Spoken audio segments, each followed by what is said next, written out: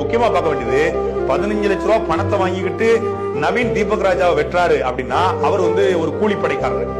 அப்ப அந்த கூலிப்படைக்காரரை பிடிச்ச உடனே நீங்க கைய கால உடைக்கிறீங்க அப்படின்னா கூலிப்படையை சார்ந்த நவீனுக்கும் காவல்துறைக்கும் என்ன வித்தியாசம் இருக்கு?